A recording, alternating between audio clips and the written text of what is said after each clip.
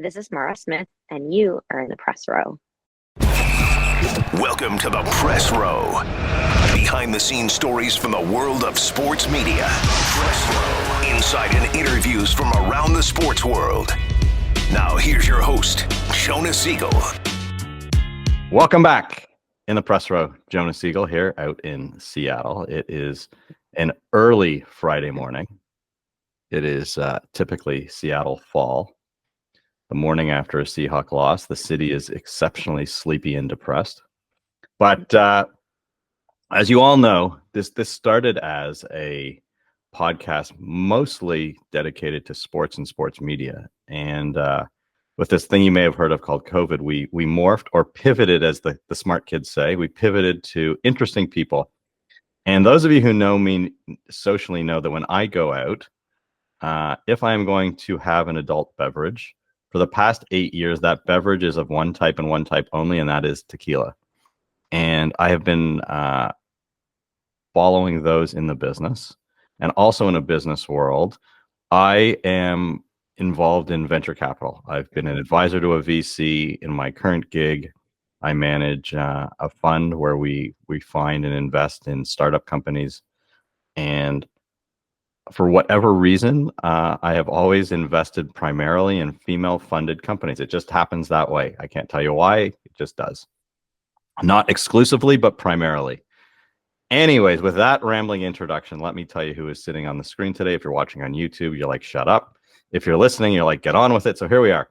I am very pleased to introduce today Mara Smith. She is the founder of Inspiro Tequila. And we are going to talk, even though it's 8 o'clock in the morning out in Seattle, it's 10 o'clock Chicago time where she is. We're going to talk about her awesome journey as a founder of a tequila company. Mara, how are you? Good. Thanks for having me. I think I'm probably your least sporty guest, Jonah. So let's talk about the Cubs season, the Blackhawks off season. I'm just kidding with you. Are the Bears going to get it downtown? I'm just kidding. Let's not talk about any of that. My brother actually is in London to go watch the Bears game as an FYI. Nice. That's so cool. Okay, so I was going to say Wall Street, but it's Chicago, so it's not Wall Street. But former big-time Chicago attorney turned, QSR exec. And now you are in a beautiful home. For those of you who are not watching, she's in a beautiful kitchen and a thriving tequila exec. What the bleep? How does that happen? Isn't that just like a really linear path? It's awesome. Yeah. Love it. I love the entrepreneurial spirit. What motivates me and what gets me excited about life each and every day. And that is not a joke. Yes, it's a little bit of a circuitous path here, but so I studied accounting in undergrad, got my CPA, and then went straight to law school. Hang on, where did you go to college? If you're going to do that, you got to at least tell the whole story. I went to University of Illinois for undergrad, and then I went to Northwestern for law school. Okay. Got out and took the big law firm job. Needed to pay back my student debt, so took the job at the big law firm, and it was great experience. I learned a ton. You're like thrown in the fire really quickly. Great deals. I got married during that time that I was practicing law, started thinking about having a family, and then all of a sudden looked around and I'm like, wait, there are no women partners in my department. I had like no role models to look to see how I could possibly manage large law firm life and having a family. So I didn't want to go to a different law firm because my experience was great. I really loved the work I was getting, but the part-time option really was not a great option at that time. Kind of meant you went part-time. You got paid for part-time, but you really worked full-time. You're off the partnership track, and I worked my butt off to, be on track. And you don't get the big, fun, sexy deals. You get kind of like the routine matters. So let me try something different. Let me go to the business side. So that's where I pivoted in and joined McDonald's Corporation and their corporate strategy and business development group. That's actually the first time it sparked my entrepreneurial spirit. I think before that, I was head down, focused on how do I just work my way up, and never thought I would, and wanted something really stable. So never considered going into, anything entrepreneurial. But we were studying consumer trends and insights and different concepts for the company. And all of a sudden, it's like starting to think about things. I actually started contemplating opening up a franchise of an ice cream franchise, and in Chicago, not the best locale for that. So I did decide that wasn't the best idea, but it just sparked my interest. Nothing ever goes according to plan. I became pregnant with my oldest, our twins. They're great. They're in college now, but I ended up on emergency bed rest, and my corporate career came to a screeching halt. I had preemie twins, and I made the decision to leave the corporate world and stay home. That was probably the most major pivot in my career, because no one ever saw that happening, including me. I was just, extremely driven and wanting to succeed and move up the corporate ladder. So that was a huge change for me. But I'm fortunate that I had that option, but I did make that choice and decided to stay home. So I was home for over 16 years. So that was probably my most major job, was CEO of my home and raising my 3 children now, because my youngest is 9.5 years later, younger than them. So I was out for a while. I always knew I wanted to start a company though.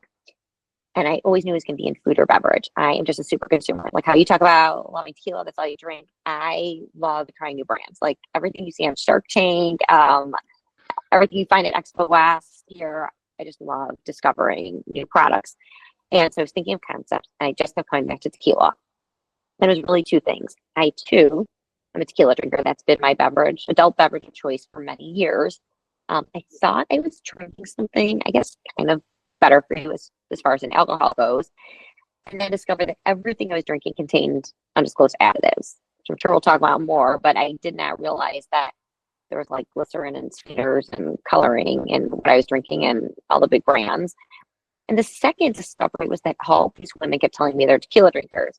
I was like looking around and up and down my aisles in my local liquor store. I'm like, none of that seems to like really speak to me or resonate with me. It's not like marketed towards me as a consumer. And I thought, well, if all these women drink tequila, why are brands not focused on this consumer? And in fact, 54% of tequila drinkers are female. So I'm still a little bewildered about why nobody, is super honed in to try and speak to this customer and do it in an authentic way. It's funny, in the 16 years that you were home, being CEO of your household, I like that term.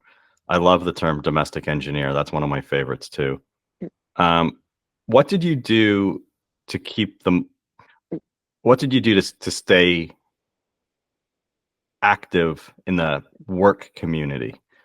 Oftentimes I hear that going back is really difficult. And for women who go back, that transition is tough. And how do you weren't going to go back and be a lawyer. You knew that. You weren't going to go back to a major food corporation like McDonald's. So how do you keep yourself active? How do you keep your, what were you doing to ensure that if you wanted to get back into the game, you could? You know what? The honest truth is that I was not doing anything to keep up with like work life. I was, really, really busy. And it doesn't mean there weren't skills that I think I honed being home. I can multitask like the best of them, right? Like preemie twins, efficiency, managing 3 kids and schedules and home, and, learned a level of flexibility that I never knew before, because everything was on my own time before. And then I had to learn how to pivot really quickly and be flexible. So I learned all the skills, but I don't think I was really tapped in still to the workforce.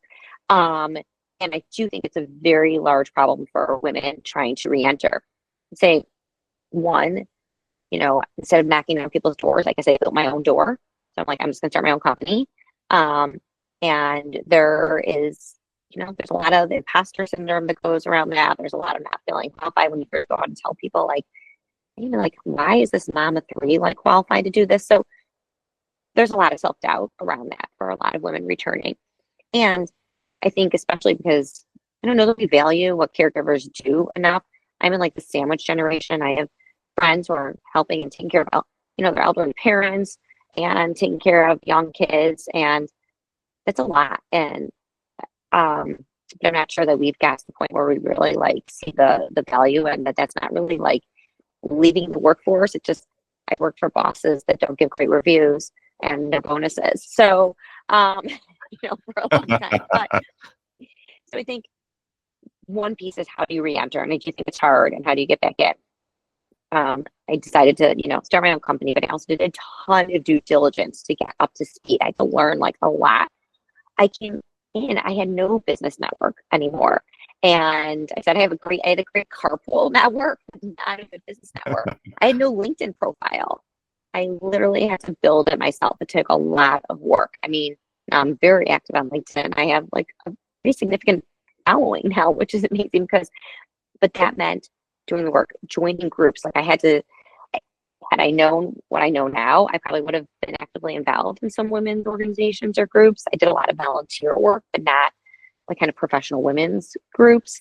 But so that has been like a big piece of my journey, is how do you build that community and make those connections? And it requires outreach. It requires follow-up. I mean, it just, being engaged, joining the right networks and things. But that's kind of how I did it. I mean, part of what I think, and clearly I'm not a young mom, is that I think it's critically important that people stay active. And that doesn't mean that you're working, but that you do keep up with whatever it is that you were doing to a degree, because at some point your kids are going to grow up and become independent and not need the level of hand-holding that you're providing. And if you're going to have to go back, you better have something to be prepared to fall back on. And keeping active is better than starting from scratch all over again, X number of years later. Right. I think also just finding maybe what you're interested in. I think the thing I've always been, though, is like a lifelong learner. So it may not be that I was tapped into doing, legal work, although I was a CASA, so the court-appointed special advocate for kids in the foster system. So, right. So I was still, even though it had nothing to do with my prior work experience in law, like I still felt, I'm seeing pieces of the legal system. But I think that's a good time for exploration anyways, and thinking about, what other things are you interested in? What do you like? What do you want? I still was like a huge, podcast listener and reader and things. It gave me an opportunity, actually. Sometimes we're so just focused on what we have to do, like on that daily basis in the grind and in that specific job, that I don't know that our eyes are open to looking at other things, and had I not maybe had that time, I don't know that I would have thought of this, and starting a tequila company. So I do think the ability just to even research, study, and learn about other, areas is helpful. All right. So you sit back and you're like, all right, I'm ready to go back. I want to do something. I want to build a tequila company. What do people say to you? What was the reaction? I actually was very surprised that people didn't question me. I think they know me, and I think they know how I've always been. If it was, working outside the home, working in the home, like I'm just the person you go to. You want like to get stuff done, like that. You go to me, like it's gonna get done. So if it's being at the school PTO or being, at work. So when I told people, I was surprised that they took me seriously, like right away. They're like, okay. But I also think, and many women tend to do this, I didn't tell people or make that announcement until I had really done a lot of due diligence, which I think is a little bit different. We know that there's, there are studies done about like women, by the time when they apply for a job, they need to know they met 150% of the requirements versus like a man applying for the job. So they want to make sure they're extra qualified. So I think I did the same thing. By then I'd already, taken a course offered by the CRT, the governing body for tequila in Mexico, on the history and production of tequila, and read books and listened to, webinars, subscribed to all the newsletters for the spirits industry. Like I'd done a lot of homework before I just went out and told people I was going to do this. Okay, so you do some research. You do a lot of research. I've heard you. And you do all this research. You've become a tequila aficionado, right? You're an expert. Now what? Right. And I wouldn't say I'm an expert. I'm still a learner. Because the experts are like my master distiller in Mexico. I got it. You know what I mean. Yes.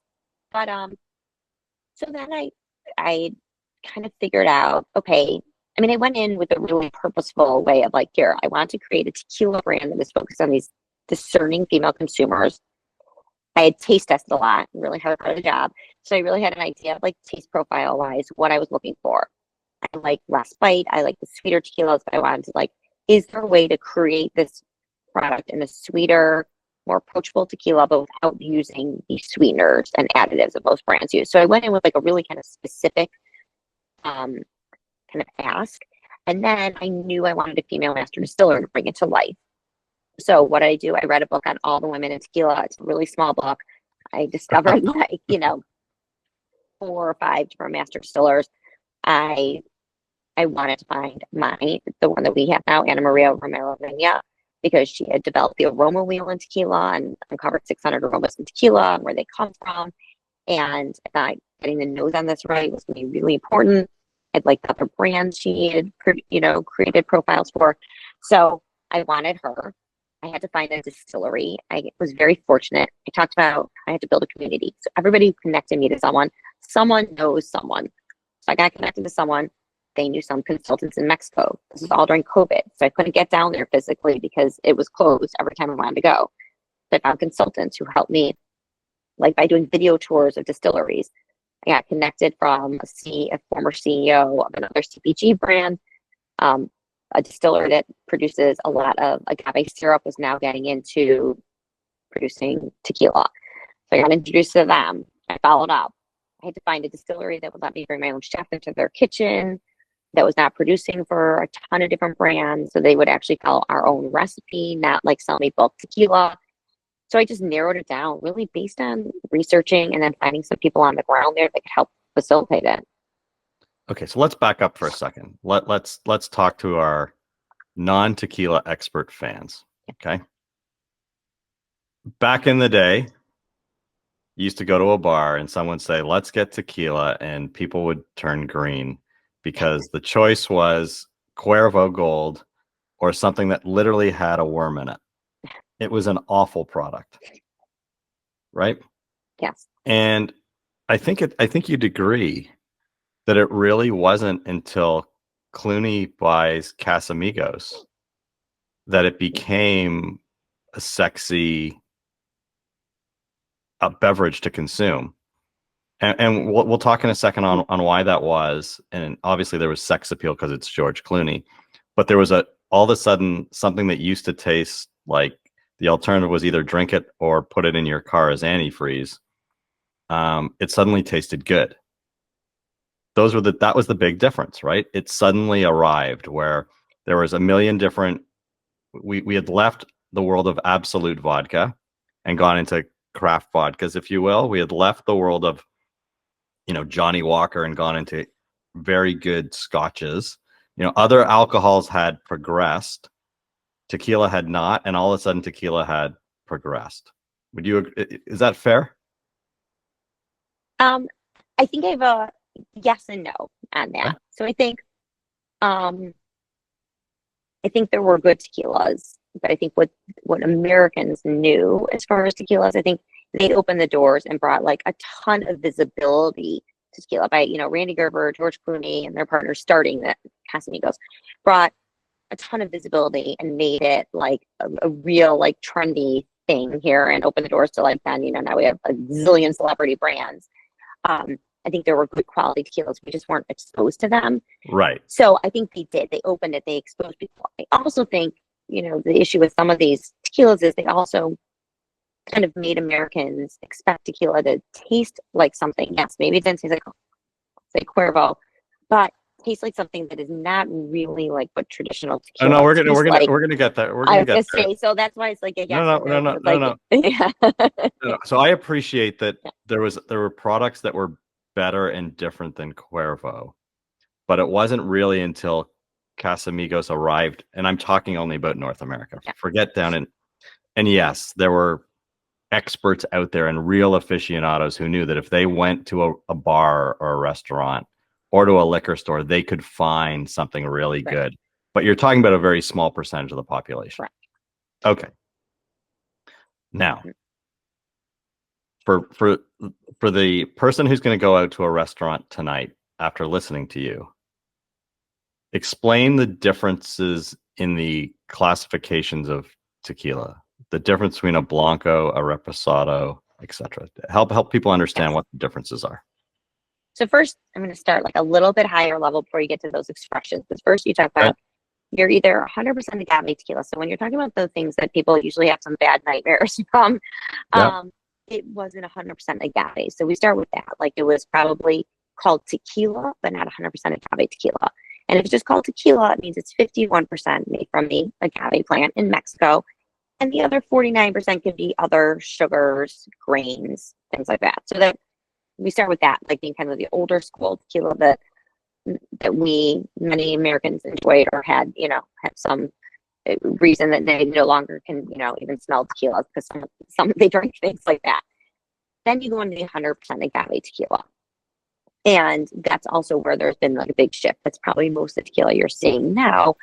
But as we know, which we'll talk about, even 100% agave does not mean it doesn't have additives, because still you can add additives to get those taste profiles.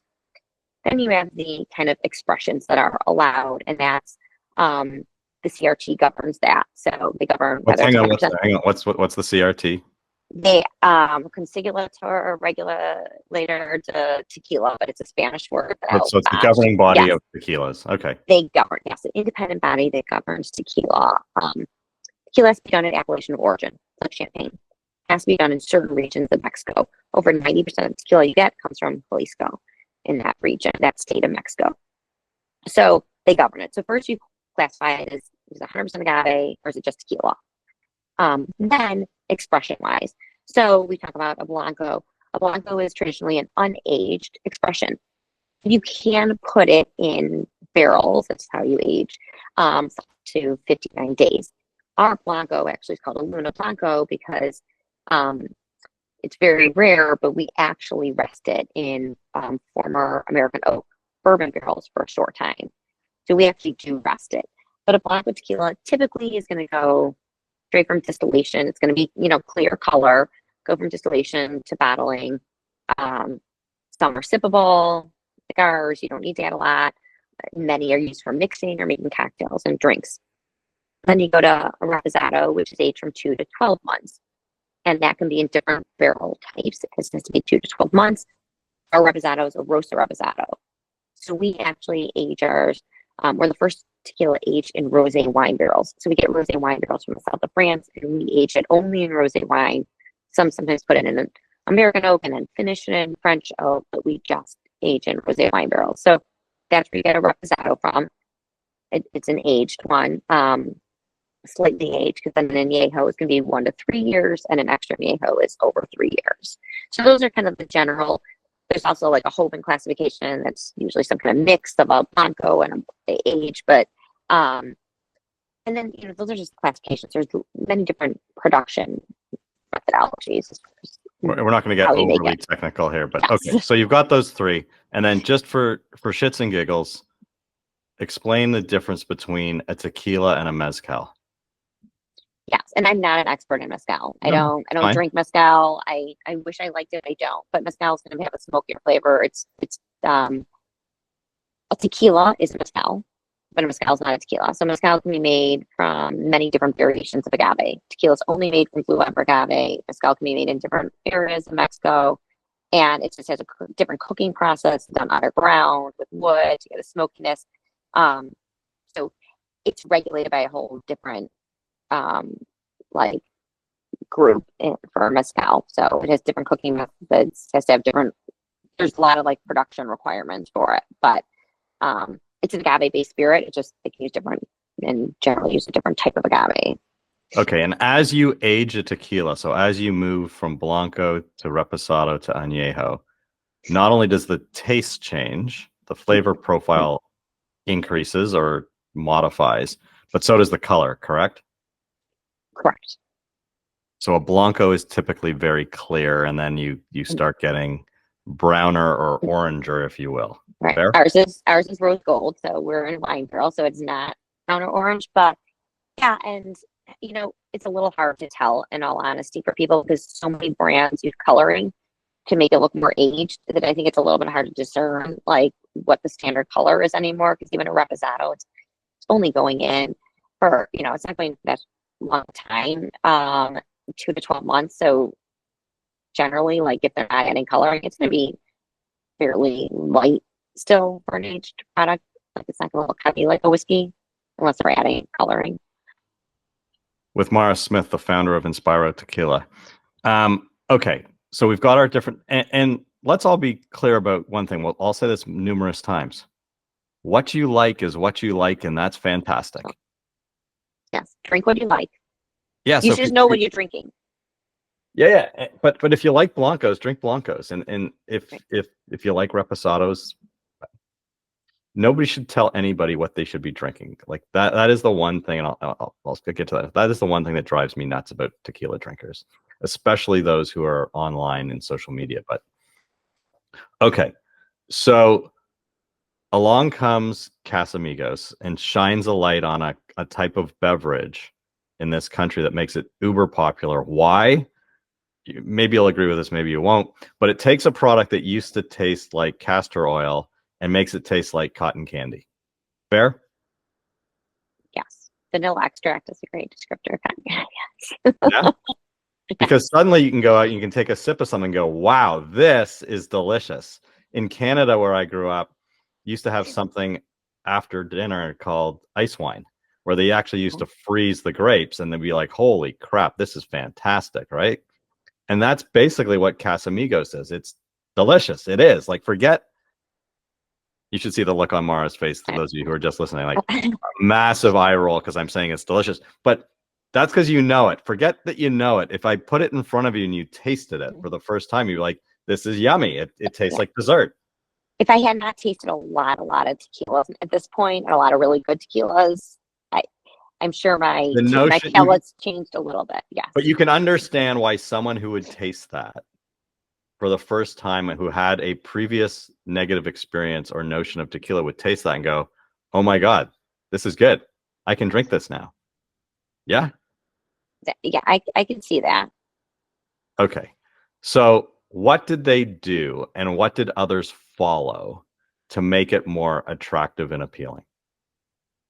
Right. And I don't really like talking about a specific brand because I don't know their production I process. I said them and others. Yes. But traditionally, most of the larger brands use additives to get the like kind of profiles people were starting to like. So if you say it tastes like sweeter or more caramel, more vanilla, typically that's done, and they derive that by adding things like sweeteners, like highly concentrated sweeteners. They'll add like glycerin for mouthfeel, so you get a certain mouthfeel from it. We talk about coloring to make it look like it's more aged or things like that. But a lot of things, it'd be lots of different types of sweeteners from sugars to aspartame to like a lot of different types are allowed. There are just a number of loopholes where you can add things and you don't have to put on a label in general unless it gets over a certain percentage. And then you actually have to put it on the label. And as you said, people should drink what they like. But I think now some people just want more transparency in what they're drinking. I think you see that in a shift from malt-based RTDs to spirit-based. There's a big trend and shift because all of a sudden people are like, wait, what is in the malt-based? Now they want a spirit-based. So I think people are just more inquisitive about what is in their drink. Okay. So what's interesting to me about this is that typically people shifted to tequila like I did because they read something somewhere that if you're going to drink, it's healthier to drink tequila or not better for you. It's less bad for you than other alcohols. Why is that? Yes, I think that's the perception for people, is that it is like a better option. Why? Well, I'll tell you people's perceptions. I won't make any. We talked about me being a former lawyer. I won't make any health claims. I'm not going to tell anyone that it's better for them. I'm not going to tell anyone that they're going to feel better. I think the perception is just like, oh, people went for different diets, knowing that tequila is, gluten free, or that it's, plant-based. I think there are just things that appeal to people with different, Is there not? preferences. But isn't there something that when it breaks down, whatever natural sugars in it don't break down? Isn't there something? There is something about that is not a claim that I mean, everything you read from nutritionalists online tells you that if you're going to drink vodka or tequila, clear is the way to go. And for whatever reason, tequila is the one to go to because of these health reasons. Right. Maybe glycemic index, there's no sugar, Right. there are no carbs, things like that. I mean, naturally in tequilas are, unless obviously they're adding sugars, but no sugars, no carbs. So I think, yes, it has like a great kind of like halo of being better for you. I mean, that's why I started drinking, and that's why most women, but if you add into a really sugary cocktail, you're going to lose any of those like kind of benefits of drinking like a cleaner drink or cleaner spirit. Because once you put in like a really, sugary drink, probably still not going to feel great. And you're not going to have those like, better for you benefits. But so what I found was that if I was just drinking it on the rocks with ice, the next morning I didn't feel the same way as if I had a couple of scotches or something else. Yes. But what I forget adding it to a margarita or whatever you do at a restaurant, what they do to sugar it up. Forget that. What I find hilarious is that there are brands who are adding additives that negate some of the benefits or some of the reasons that people were going tequila in the first place. And most people don't know that. And the tequila elite, if you will, are out there pounding the table going, don't drink that stuff. It has additives. And it is actually negating part of the reason that people are drinking it in the first place. Yes, I agree. Because I think people just don't know. You didn't know what's in there. I didn't know when I started this what was in there. And I thought I was drinking something super clean. And many people say that the next day, I started drinking, that they feel better. I started drinking also because wine, just even though I like it, had like a negative effect on me. Like I feel really sluggish, don't feel great. And vodka had this weird phenomenon of like waking me up in the middle of the night. So that's why I'm like, oh, tequila. That's not a good thing. You don't like that? That's not good. Exactly. And then I found out other people had the same situation. I'm like, oh, good, it's not just me. But right. That's why tequila. But yes, like if you're on this, like maybe that's part of your lifestyle, like eating clean, running. I care about my cleaning products not having like chemicals in them that I'm using in my home. I care about the food I eat. I care about my beauty products, being clean beauty. So similarly, I care about what's in my drinking. Like I don't eat things with artificial sweeteners or natural flavors. Right. So I also don't want to drink them. Okay. I know you don't like talking about other brands, but I'm going to talk about other brands, and I'm going to force you to make editorial comments. What I find fascinating, no, I'm serious. What I find fascinating, if I took you to if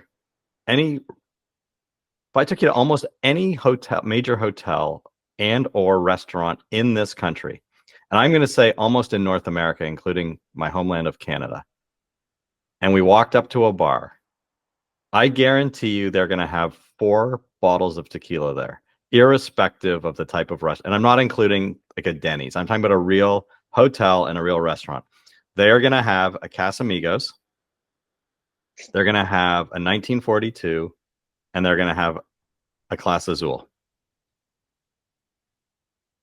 Agree? Yes, probably. There's going to be some customers overpaying for some tequila. Yes. And they'll probably have some sort of price, a cheaper, if you will, a Don Julio or a Patron Blanco or Reposado that is more moderately priced. Because the first 3, well, the Casamigos typically isn't that expensive, but I say Patron's probably about the same price as Casamigos. Usually. Right, but they'll have that too because it's everywhere. They've won the marketing battle, right? But you see the sex appeal of the 42, and for those of you who don't know it, it's the big long gold bottle, if you will. And the Clase Azul is the classic white and blue with the silver top that you see everywhere. And those two are the status of an establishment. If you go, not to you, but if you go to a place, they are trying to demonstrate quality in a bar by having those. Yeah, I would say prestige, not quality. Correct. But yes. Yeah, I'd say prestige, not quality. And I think there are more and more establishments that are where you have craft places.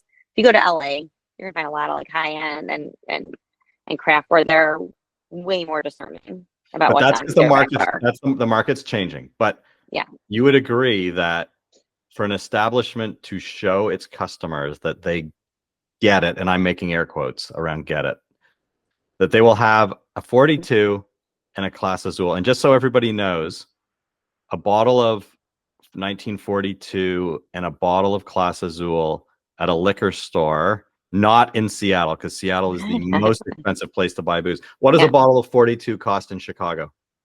Roughly. I actually have no idea. I have no idea. I know Class Azul. I want to know 42. I've never bought it. Okay, so what's Class Azul?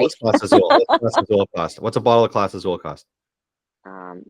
The Reposado, maybe like $200. All right, the white bottle, because the clear bottle is not the one you see in the bars. No, the one that you see the white is the Repo. So it's about $200, and I'll tell you that in markets not in the state of Washington or Oregon, I think the 42 is about $150. So it's expensive versus something that, a Casamigos by comparison, you can get between 40 and $50, maybe even less, maybe 30 to 50, depending on where you are and taxes and all that BS. So they're showing their sex appeal.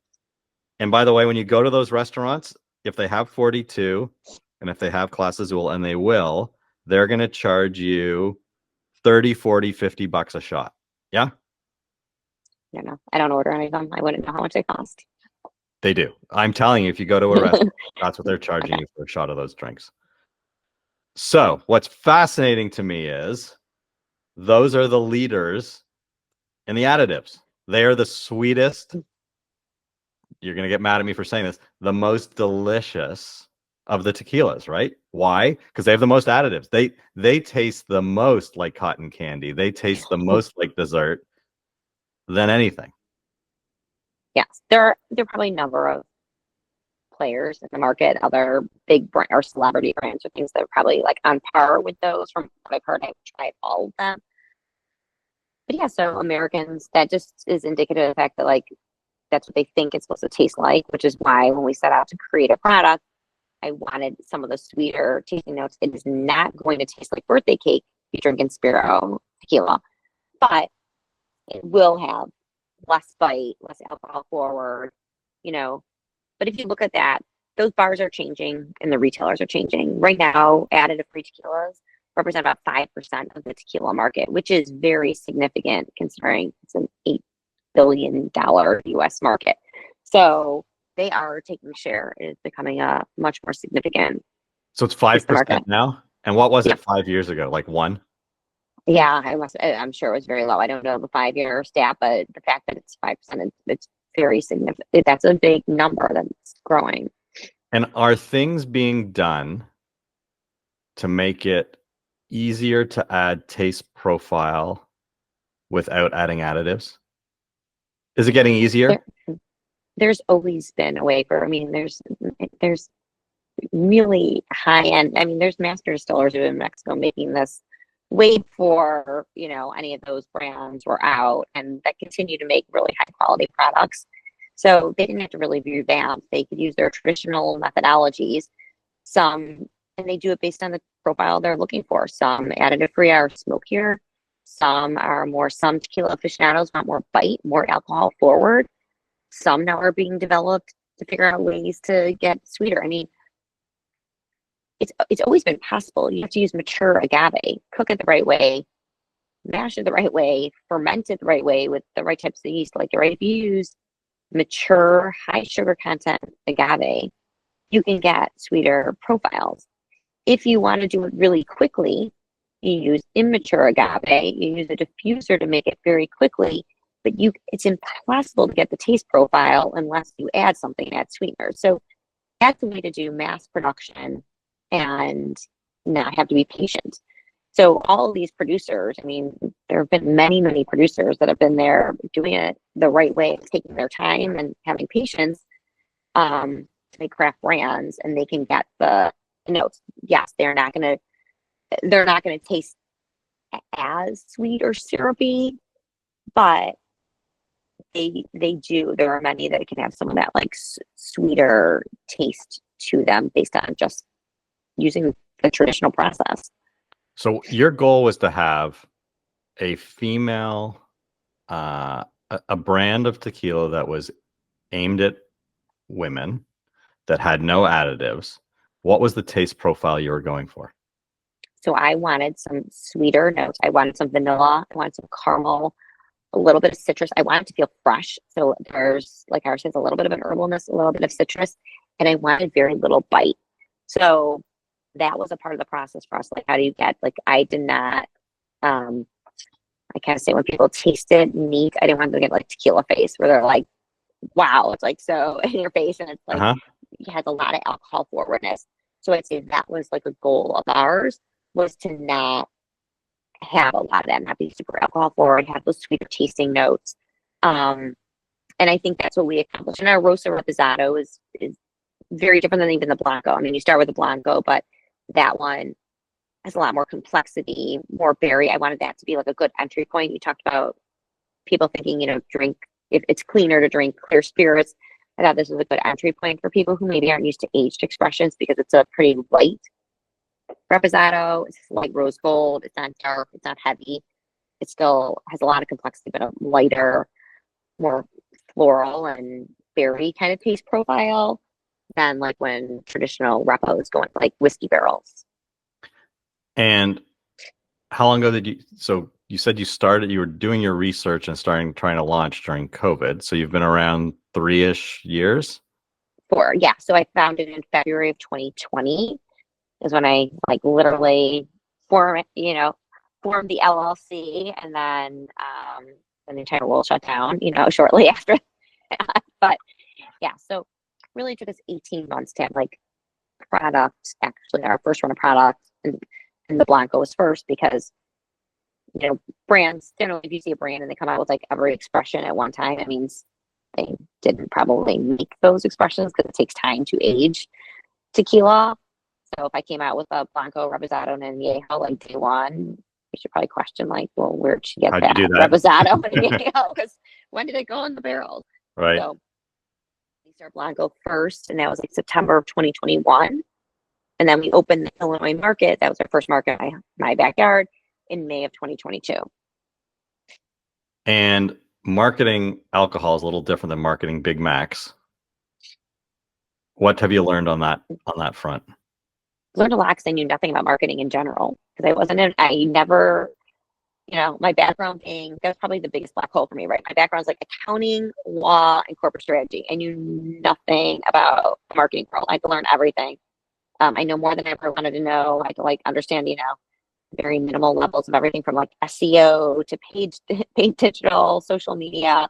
But actually it's pretty fascinating to me, and probably the like steepest learning curve for me as far as like what I had to learn about all those areas, because you have to have multiple channels going, and especially to reach this consumer in particular, where she's at and how to find her. It takes, building an email list together with organic social, together with events, activations. We do a lot of collaborations and partnerships. We're pretty grassroots. Like I go and speak to all these like women's organizations, the women's groups and professional women's groups, and where I can share the story, have them try the product, so that really it's also our consumer. And then they're going to tell their friends. I think women tend to hear about new great finds because they had it at a friend's house, or someone told them about it, or brought it to their home. And what has been the big learning on the marketing side? Oh gosh. There are a lot of learnings for me. I think the biggest learning is like more like, I'd say, marketing strategy. It's like testing lots of different things, but then maybe finding the specific channels that are going to work best for your brand and doubling down there a little bit. So, you know, we're very retail driven. So a great example is, since we want to drive to retail more than online, putting more of our efforts in Instacart ads versus paid social media ads. So just making sure that everything drives to the places where we want our customers to go. And I think the second piece would be always keeping, you know, in our minds who our consumer is. So we've done a lot of consumer research. We really know who she is. And so we can't kind of get swayed, like we get asked to do all these different things or different events or whatever. And then we have to bring it back to like, is our consumer there? Is this where she's going? Is this where she shops? Is this where she would like discover us? And that takes a lot of discipline, but that's something, a key learning is like, for me, is how to be disciplined in that. And how tempting is it in that vein to dip your toe into the male market? Because for those of you who haven't seen it, and Mr. Producer who's going to put this on YouTube, flash up right now an Inspiro brand so people can see it. It is not, you're not like pink and flowery. No. Like your brand doesn't scream female. Like I have a bottle. It doesn't. Men love it. No. I have. I showed you that. I sent you a message online that I happen to have it without even putting two and two together. It's in my collection because I read about it, and I was told by one of the artists it's a tequila that you have to have on your shelf, and I do, and it's delicious. So how tempting is it though? Because one of the things I admire about you, one of the reasons I reached out to you, is that you're purpose driven, and I'm a big believer, and I follow people who are equally as purpose driven. So, you know, when you market yourselves to 50%, whatever the population, to only half of the population, you are omitting the other half. So the question just becomes, I am sure things like the NFL and Major League Baseball and the typical male audience, you get probably pitched all the time. How hard is it to avoid that or not get tempted into it? So I think that's a great question, which I think a lot of people ask about. Am I like kind of, you know, excluding a portion of the population? I think there are a number, you know, of kind of like answers to that. One, they're not really excluded. As you said, you have it. Men drink it. We didn't dumb it down for this consumer, which is why it's different. We didn't put it in a hot pink bottle. We didn't make it pretty flavored. It's not low ABV. It is like a craft great tequila. We think she's a discerning, educated consumer who wants like real great products. So I think that's like actually a big differentiator for us, is like how we think of her and what we did to present to her. What I would say about the male market is that even when men are drinking it, women are generally making that purchase. 70% of all alcohol purchases are made by women. So women generally make the You say that one more time. 70% of all 70%. Really? Yeah, of purchases. So does that include wine? I think so. We know 85% of all household purchases are made by women in general. And so even in alcohol, it's like 70. Women make up 54% of tequila drinkers, and we know women are 51% of the population. This is not a niche market. This is the market. They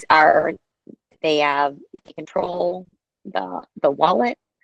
They make the purchasing decisions. So the fact that someone actually wants to talk directly to them and say, you are the primary consumer. And I think it's not that we're excluding men, it's just how we do it is that we're not trying to appeal like most spirits brands. They're using like dark, moody club scenes and scantily clad women. Like that is just how I speak to our consumer. So if you look at all our social media, how the bottle looks, you do not see, we don't use promo models. That is not part of like our brand ethos. Like for me, how I want to get, you know, focus on female consumers and do it in a thoughtful and authentic way. That is kind of how I look at it. It's not that men wouldn't drink, but like I want to always keep them top of mind that they are my primary focus, and we're always going to speak to them that way. And they're never going to see a bunch of promo models handing out shots at a bar representing our brand. They're not going to see women in, you know, bathing suits on our social media or in our marketing assets. And most importantly, when you talk about being purpose driven, you know, a big piece of the this was the opportunity to actually bring more female perspectives to an industry where there are not a lot of them by having women. Like, the reason it was essential to have a female master distiller. Like, we are distilled, owned, and led by all women. And the fact that we're just allowing them to have, more of a voice in the industry, and how we want to collaborate and support other women-owned companies. We're certified women-owned. We're also certified B Corp as social impact, because we want to elevate other women in business. So it's just so much part of our DNA that, and I think, we need male supporters too in everything. When you talk about how you invest, and you invest in a lot of female-founded companies, we can't do this alone. We need men who support, who want to invest in women, who want to support, who want to buy from women. But we think the first step is, many women are there, probably the first mover to want to support other, women-owned businesses. Okay, 2 questions and I'll let you go. First, you have a choice and you can only pick one.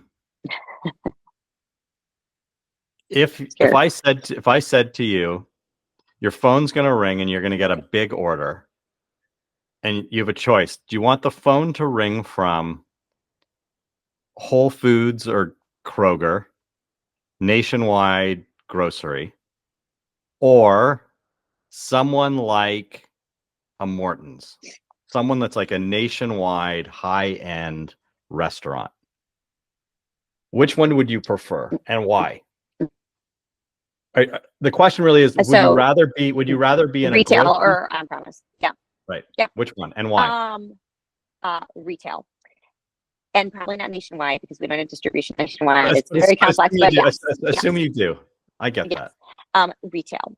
1, I think that's for our shopper. 2, on-premise bars, restaurants are great, but you want to make sure you have a retail, presence anywhere where someone drinks you. So if you go and had us at Morton's, but then couldn't leave and find us in a store to purchase that, that's a miss. Okay. Because now you've tried us, but you can't go buy us anywhere. And especially for our consumer, who I think entertains a lot at home as well. Okay. Interesting. All right. So what is your number one message to a young entrepreneur? Somebody who's been working at a job or just getting started, and maybe they've been thinking about it. What's the message to the young entrepreneur out there, male or female? Yes. We talk about this a lot, but I think if you're interested in something, go in and do a lot of research.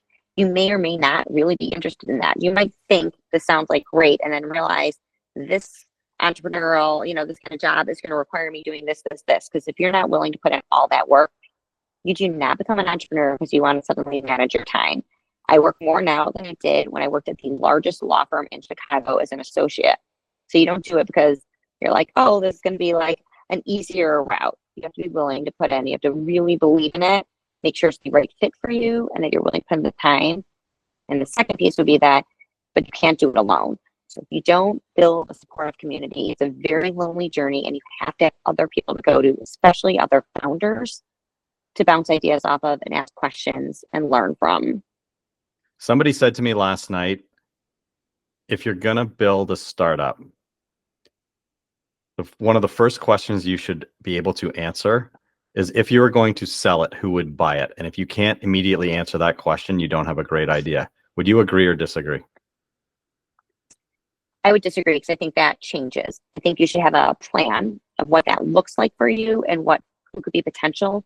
But I'd say in my industry that a potential acquirer could very well change during this journey, because you have to find the place you're going to fit, that you're going to fit into their portfolio and that you think they'd be great to work with and things like that. So I don't know that I agree with that. I think you should have a plan to build your business and what your long-term goal is with that. If you're planning on building this to pass down for generations, or if you're planning on building this and, selling it. But I think that takes a lot more learning and being in the industry for longer, whatever the industry is, to really understand who I would have thought the right people could have been maybe at the beginning, very well can change in 5 years from now. She is Mara Smith. She is the founder and CEO of Inspiro Tequila. You can find it where? Either online on inspirotequila.com. If you're in places like Washington, we ship to 45 states. Or if you're in markets that we are in, which you can go on our website, www.inspirotequila.com, and see where you can find us locally. We're in 8 states. And follow the journey. And please connect with me on LinkedIn, because I like LinkedIn, and that's where I share most of my journey. I highly recommend you do. You will learn a ton. That's how we connected. And this has been awesome. I'll just close in saying this. I read a lot, and I believe that there are tequila snobs out there who really give people shit for drinking additive included tequila. And my response to that is, if it weren't for people drinking that stuff, we would not necessarily have an avenue for people like you to start the brands that you do. And because people are drinking 42 and Class Azul and Casamigos and others, that has opened the eyes to restaurant owners and retailers that tequila is a real beverage, and there is a market, and that has paved the way for folks like you to create awesome alternatives that are better for us. And I love the fact that tequila has become so popular, and there are a ton of alternatives out there. And I genuinely appreciate you taking time today. This has been really fascinating, really interesting. And again, just another incredible female founder doing wonderful things in a market that has inspired her. I assume that's where the name comes from. And thank you so much for your time today. Thanks, Joan. I appreciate it.